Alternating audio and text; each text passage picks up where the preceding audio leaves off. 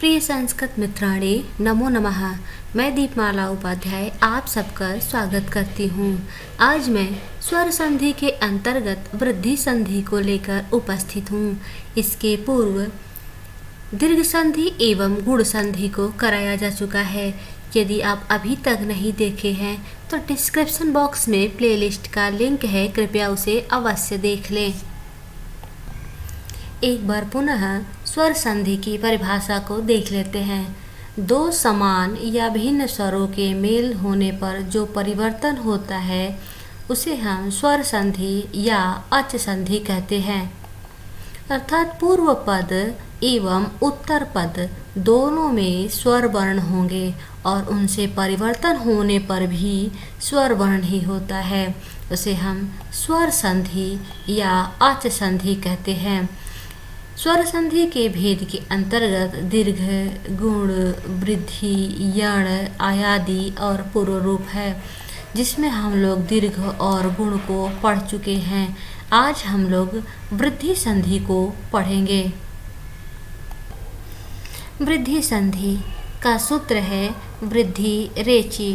यदि पूर्व पद में अ या आ हो और उत्तर पद में एच वर्ण हो, एच वर्ण के अंतर्गत ए, ऐ, ओ और अ वर्ण आते हैं हो तो दोनों वर्णों का मेल होकर, दोनों वर्णों अर्थात पूर्व पद और उत्तर पद का मेल होकर क्रमशः ऐ और औ हो जाता है, वृद्धि हो जाता है। अर्थात ए का ऐ बन जाएगा और ओ का अ हो जाता है। आइए देख लेते हैं। पूर्व पद में अ या आ होगा, उत्तर पद में ए या ऐ होगा तो ऐ रूप बनेगा। यदि पूर्व पद में अ या आ होगा, उत्तर पद में ओ या औ होगा तो औ बनेगा।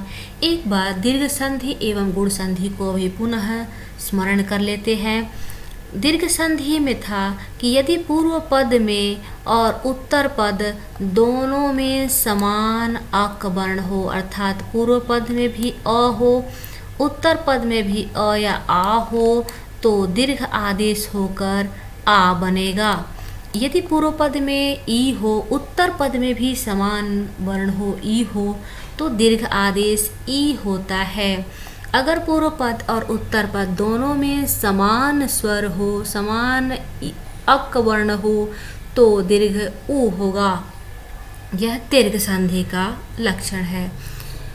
गुण संधि में पूर्व पद में अ या आ होता है, पूर्व पद में अ या आ होगा और उत्तर पद में इक वर्ण अर्थात ई, उ, री एंड ले तो अ और ई मिलकर के ए बनेगा, अ और उ मिलकर के ओ बनेगा, अ और री मिलकर के अर बनेगा।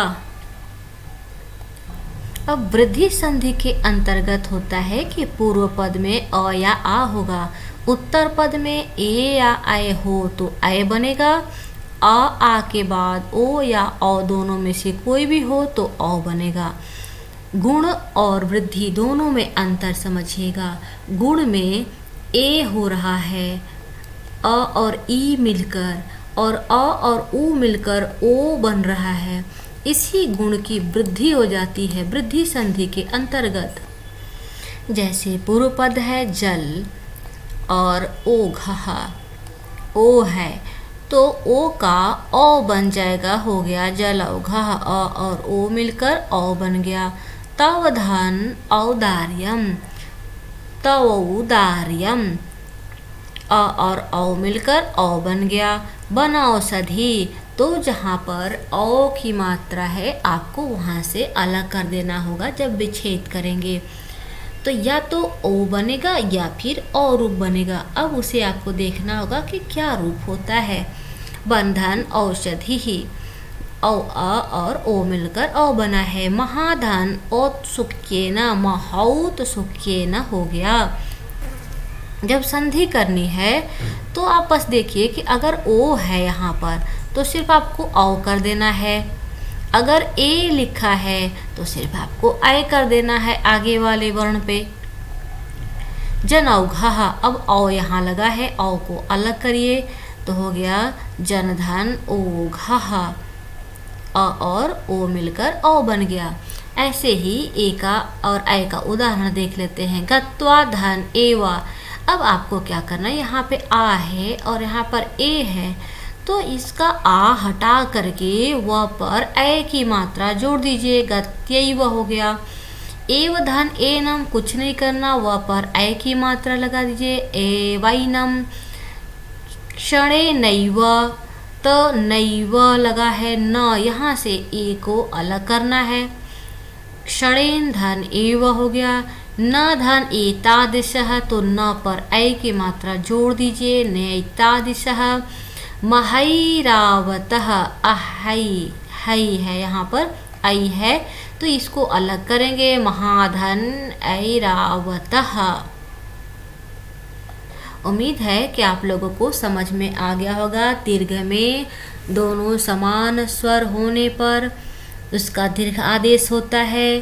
गुण में पूर्व पद में अ या आ होगा, उत्तर पद में इक ई उ री होगा, तो अ और ई मिलकर ए, अ और उ मिलकर के ओ बनता है। ए ओ अर गुण में होगा और ऐ और औ वृद्धि संधि में होता है।